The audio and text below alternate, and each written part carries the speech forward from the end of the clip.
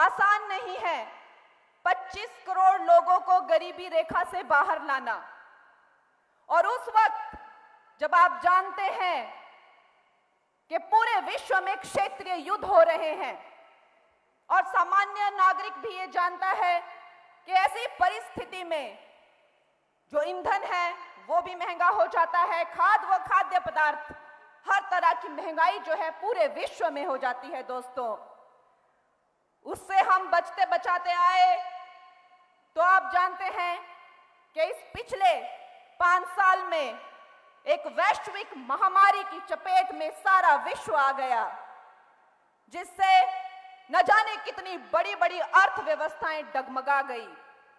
लेकिन हमारे भारत में जो हमने देखा, पूरा विश्व हैरान है, अद्भुत है, इसे एक चमत्कार मानता है।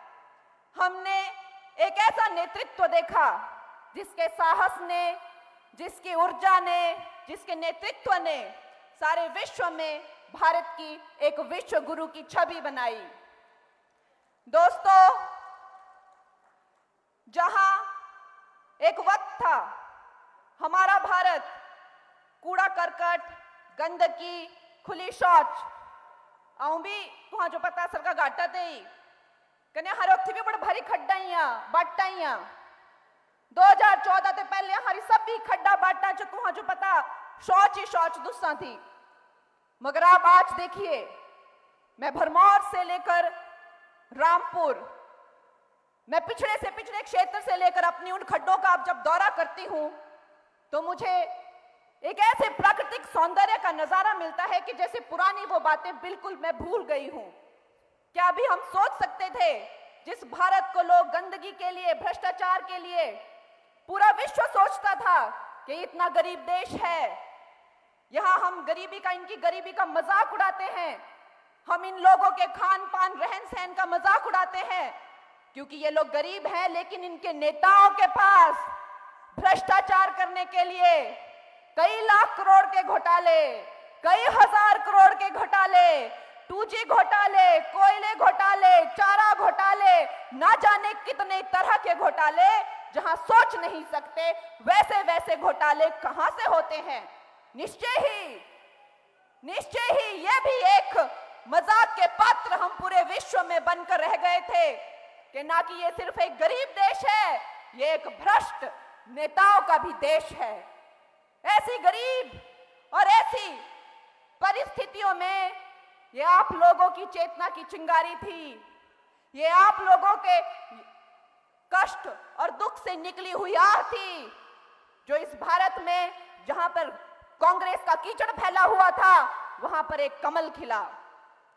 दोस्तों, महिलाओं को 10 करोड़ से ज्यादा शौचालय, 80 करोड़ लोगों को मुफ्त का अनाज, आयुष्मान भारत के द्वारा सब बुजुर्गों को 5 लाख तक की राशि का मुफ्त इलाज, जल जीवन मिशन के अंतर्गत 14 करोड़ फैमिलीज को पानी, 2000 से ज्यादा गांव को बिजली, न जाने ऐसे कितने काम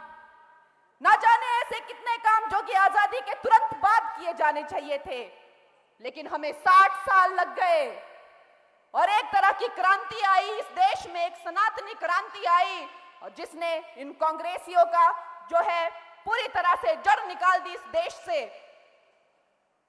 दोस्तों, आज वो मौका है जब सारा विश्व चाहे, उनकी अर्थव्यवस्थाएं लड़खड़ा गई हैं, चरमरा गई हैं, लेकिन भारत की अर्थव्यवस्था जो 11वें नंबर पर हुआ करती थी अब 5वें नंबर पर आई है और भारतीय जनता पार्टी का संकल्प पत्र कहता है कि इन अगले 5 सालों में हम तीसरी अर्थव्यवस्था होगी। तीसरी अर्थव्यवस्था होने का मतलब आप जानते हैं, अमेरिका, चाइना और भारत एक विश्व की बहुत बड़ी शक्ति बनकर निकल के आना। ये बहुत लोगों को बहुत ज्यादा पेट दर्द हो रहा है इस चीज से।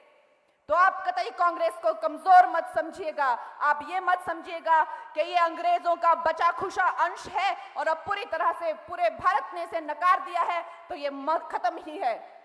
आप ये समझिए कि न जाने कितनी अंतर्राष्ट्रीय ताकतें, चाहे सोरोस हो चाहे चाइना, इस कांग्रेस को मजबूत कर रही है।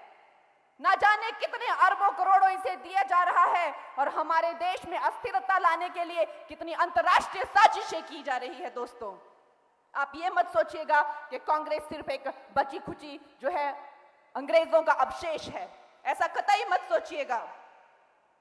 दोस्तों, एक तरफ तो हमारी भारतीय जनता पार्टी है जिसके जो संस्कार और संस्कृति है वो किसी से छुपी नहीं है। हमारे जो नेतागण हैं, हमारे नड्डा जी जिन्होंने आज आकर हमें यहां बहुत ही उत्साहित और प्रोत्साहित किया है, आप सब जानते हैं एक सामान्य परिवार से आते हैं, जैसे कि मोदी जी एक सामान्य परिवार से आते हैं। वो बहुत ही संघर्ष कर इन्होंने ये पद प्राप्त किया है। कोई राजा रजवाड़ा से या किसी पारिवारिक विरासत से इन्हें पद नहीं मिला। और अब हम सब जानते हैं, जब इन्हें राष्ट्रीय अध्यक्ष का जब सम्मान मिला था तो पूरे विश्व में हिमाचल का नाम क्या रोशन हुआ। और जब इन्होंने अपने कार्यकाल संभाले तो हिमाचल में एम्स से लेकर अटल टनल, ना जाने कितने वैश्विक स्तर के इन्होंने यहाँ पे योजनाएं लाई।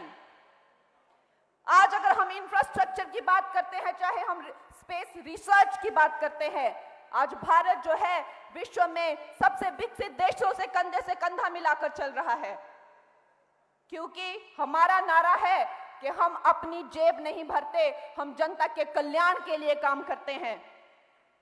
मुझे कहते हैं ये तो हीरोइन है, हाँ तो इसमें क्या बुरी बात है। मुझे कहते हैं कि ये अपवित्र है। मैं इनको ये कहना चाहूंगी कि मैं आप लोगों की तरह नहीं हूं। मैं अपने माता पिता का नाम इस्तेमाल करके नहीं, अपनी योग्यता से अपनी जिंदगी में हर मुकाम पाया है। और शायद यही कारण रहा होगा कि भारतीय जनता पार्टी ने सोचा होगा कि ये बेटी भी हमारे उन सामान्य गरीब परिवार से आती है और ये निश्चय ही गरीबों की सेवा में अपना जीवन लगा देगी, जैसे कि प्रधानमंत्री जी ने और नड्डा जी ने और हमारे सभी नेतृत्व ने लगाया है। हम राजा रजवाड़ों के परिवारों से नहीं आते हैं, हमने गरीबी पुस्तकों में नहीं पढ़ी है।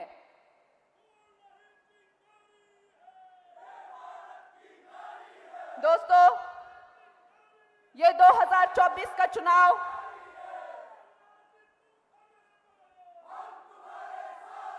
हमें एक मुंहतोड़ जवाब देना होगा कांग्रेस पार्टी को, ना कि सिर्फ महिलाओं का, ये सेना बलों का भी अपमान करते हैं।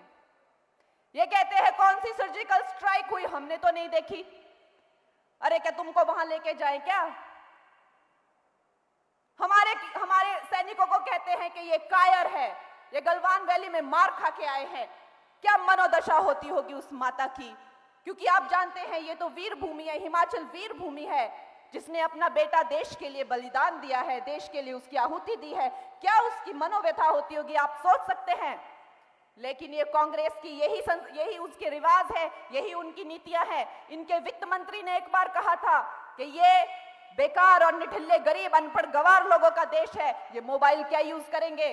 आज इनको शर्म आती है जो विश्व में मैक्सिमम डिजिटाइजेशन हमारे भारत में होती है और डिजिटल ट्रांजैक्शन भी हमारे भारत में यूपीआई के सक्सेस से इनकी नाक कटनी चाहिए, लेकिन नहीं कटती है, क्योंकि बेशर्म लोगों की नाक नहीं कटती, वो लोग ढीठ होते हैं।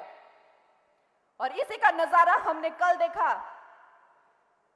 इनके एक अंकल हैं, सैम अंकल, जो शहजादे साहब के बहुत ही प्रिय हैं, उनके मेंटोर हैं, उनके गुरु हैं।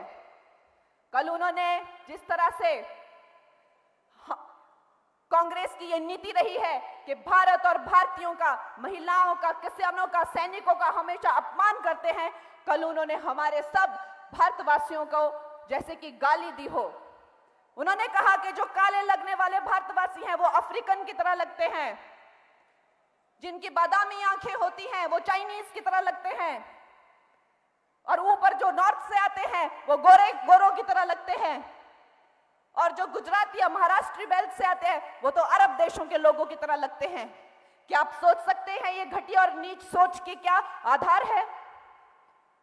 हमारे देश में चाहे कृष्ण हो चाहे राम हो, श्याम वर्ण के थे, उन्हें श्याम कहा जाता था, जिसका मतलब है कि जैसे काले रंग से भी जो काला रंग होता है उसे श्याम कहते हैं। और हमारे घर में आज भी कोई बच्चा पैदा होता है जिसका रंग काला होता है, उसका नाम श्याम रखा जाता है। हम अपने पूर्वजों की तरह लगते थे। द्रौपदी का रंग काला था, इसीलिए कृष्ण ने उसे अपना नाम दिया था और वो भी उसे कृष्णा ही कहते थे। हम अफ्रीकन की तरह नहीं लगते, हम अपने पूर्वजों की तरह लगते हैं। जब अर्जुन मणिपुर गए थे तो उन्होंने वहां एक हिंदू राजकुमारी से शादी की थी जिसका नाम था चित्रांगदा। तो क्या उन्होंने किसी चाइनीज से शादी की थी? कहां से आती हैं उनके दिमाग में ये बातें? सारा दिन इटालियन लोगों के साथ घूमकर इटालियन बोलते हैं, शायद उनका दिमाग ही भ्रष्ट हो चुका है। राहुल गांधी इटालियन होंगे, लेकिन हम लोगों को इस तरह से टुकड़ों टुकड़ों में विभाजित करने की कोशिश सैम अंकल ना करे। ये जो टुकड़ा सोच है, ये भी कांग्रेस की ही सोच है दोस्तों। उन्होंने कभी इस देश को अखंडता से देखा ही नहीं, हमेशा टुकड़ों में ही देखा है। और शायद इसीलिए ये जो कांग्रेस सरकार है, ये टुकड़े गैंग की एक सरकार बन चुकी है। एक तरफ तो भारतीय जनता पार्टी है जो त्यागियों की, तपस्वियों की और योगियों की पार्टी है, जहां पे हर इंसान जो है वो लोग कर्मठता से लोगों की सेवा में लगा हुआ है और अपनी योग्यता से उसने वो स्थान ग्रहण किया हुआ है। और दूसरी तरफ ये भ्रष्टियों की और भ्रष्टाचारियों की और भोगियों की पार्टी है कांग्रेस पार्टी, जो इस देश की माताओं को सम्मान नहीं देते हैं। नेहरू जी ने एक बार लाल किले से कहा था, जब उनसे पूछा गया था कि देश तो आजाद हो गया है, अब यहां पर इतनी गरीबी क्यों है, तो उन्होंने कहा था ये देश के जो लोग हैं ये सारे निकम्मे हैं और बेकार है, यहां की गरीबी कभी नहीं जा सकती। क्या मनोदशा होगी हमारे देश की जब प्रधानमंत्री लाल किले से ऐसी नकारात्मक और नीच बातें करते हैं? क्या आप सोच सकते हैं दोस्तों? हमारी किसान बहनें, किसान भाई, मजदूर बहनें, मजदूर, क्या उनको लगा होगा जो इतनी स्वतंत्रता से न जाने सैकड़ों साल की मुगलों की और अंग्रेजों की सेवा करके निकले हुए हैं, गुलामी सहन करके निकले हुए हैं, उन्हें इस तरह की कड़वी लगने वाली बातें नेहरू कहा करते थे। ना इन्होंने कभी हमारे सैनिकों को इज्जत दी। और आज राहुल गांधी जब भाषण देने लगते हैं तो कहते हैं कि गरीबी is a state of mind. जैसे ही आप अपना दिमाग की सोच चेंज करेंगे, आपकी गरीबी बदल जाएगी। गरीबी वास्तविकता में होती ही नहीं है, ये सिर्फ एक मन का वहम होती है। इस तरह की बातें राहुल गांधी कहते हैं। एक बार मैरी एंटोनियट ने ऐसा कहा था फ्रांस में। उन्होंने कहा था कि जब किसानों ने उनसे पूछा था कि हमारे पास रोटी तक खाने के पैसे नहीं है, तो उन्होंने कहा था रोटी नहीं खा सकते तो केक खा लो, चपाती नहीं खा सकते तो मिठाई खा लो। जिसके कारण लोगों ने उनके महल पर आक्रमण कर दिया था और उनको मार पीट कर महल से निकाल दिया था। यही मेरे दोस्तों ने 2014 में किया हुआ है। और फिर से ये वक्त आया है कि जो कांग्रेस की दीमक है, इसको जितनी भी बची खुची है हम अपने भारत से निकाल दे दोस्तों।